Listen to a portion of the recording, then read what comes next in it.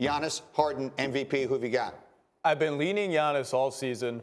Last week, I started hovering around Harden, and now I just don't know what to do. I mean, Giannis is the best two-way player in the NBA on the best team. Normally, that's it. It's over. What Harden has done is just insane.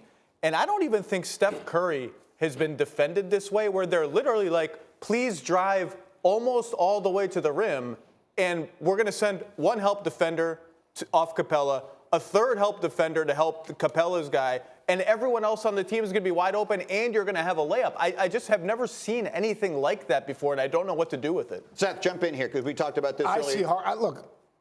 I look at Giannis. Giannis is very likable. He really is. And he's a terrific player, and he's a two-way player and all that analytic stuff. It's really simple. James Harden has done the impossible. He's taken a team that was struggling without Chris Paul, without Capella. And not only did they win, in a lot of ways, they even got better. What they were able to accomplish with two potential elite players, an all-star, a former MVP candidate, and Clint Capella, away from their team is ridiculous. Name me another player that could have taken that team and had that success. Could have LeBron done it in this year? Well, to your point, no, not this year. To your point, they were 12-5 for a stretch without CP when Harden went crazy. Really saved their season. Like, their season was teetering at that point. They might have been a playoff team, right? Yeah. And one of the reasons, Jalen, that I was on Team Harden, and I did this whole thing about it yesterday, is that I feel like people want to tear him down. Like, when he was putting up all those points and all that, people were saying he was padding his stats. They needed literally every basket he made, and he dragged them, to your point, from having the second worst record in the West to being a team that'll probably have home court. He did that all by himself. I'm glad you went there, because a lot of awards are perception, and it's usually who's perceived to do the most with the least. That's why those that are considered all-time greats don't necessarily win the most awards, like Coach Pop and Phil with Coach of the Year, like Shaq and Kobe with MVP, like LeBron James with MVP. And so for James Harden, you made that argument. He seemed to have done more with less. But Giannis, nobody felt like the Bucks were going to have the best record in the league. And if you take Giannis off their team, they would be in the lottery.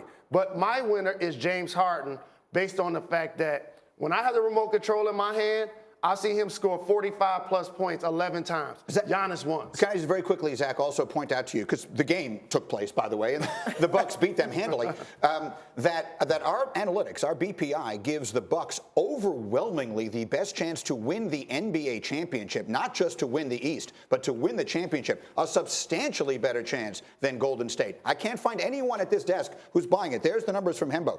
Our analytics give them a 45% chance to win the whole thing. The Warriors are a third of that. Are you buying that? Well, the analytics don't know that the Warriors are not trying and will start trying again. No, they don't really know that, and that's the thing. But I just want to, this is what's so interesting about MVP voting is the argument you just brought up about more with less is it's always like, we're going to reward Harden for having all these injuries befall his team. But on the flip side, you're almost punishing Giannis for having a lot of good players on his team. Like, that's not his fault. It always makes me uncomfortable as a voter. Like, is it his fault that Bledsoe should have been an all-star, Middleton was an all-star? I don't know what to do with that. Giannis has made these other guys better. You got to give him his due. Look, he's an elite defender, but he's also made the game easier for everyone else, because when you defend Giannis, you've got to defend him going to the rim, which shrinks the court, which gives guys step-in threes.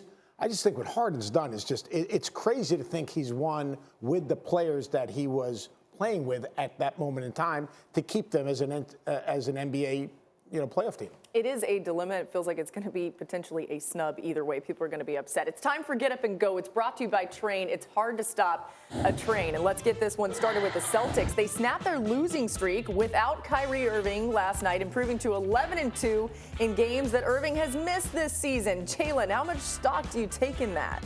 There's a lot of stock to be taken into Allure. They move the basketball in their half-court offense in particular. They play less isolation. They're better defensively, but Kyrie Irving is still their best player. It's so interesting how they play without him. And they were playing against the Cavs. Okay, well, good point. The Clippers clinched a playoff spot with their win over the Timberwolves last night. Zach, do you think Doc Rivers should win Coach of the Year for the job he's done this season? I think it's going to come down to him and Bud and maybe Mike Malone. But, I mean, the Clippers, it's just ridiculous. They've lost once in the last 3 weeks. They have a better record than the Celtics. Like, it's incredible season they've had. They went from tanking to the playoffs. It's unbelievable. It's been fun to watch. Also, their celebration with the champagne last night that seemed to be a very small bottle of champagne was fun. And there was only one. I know what was going on, but maybe there was more later. Huge win for the Magic, beating the Heat in Miami to take over 8th in the East by a half game. Seth, how do you see the race for 8th playing out there? I want it to come down to the last day of the season. Oh, it's right? always done. Go ahead. No, I agree. Last year it was fascinating with Denver and what they were going through. If it comes down to the last game of the season, I mean, that's why you play 82 games, and that's great. Who's the team that the 1 seed doesn't want? Who don't they want to play? Probably Detroit just because of the star power, but I don't think they're scared of any of those teams.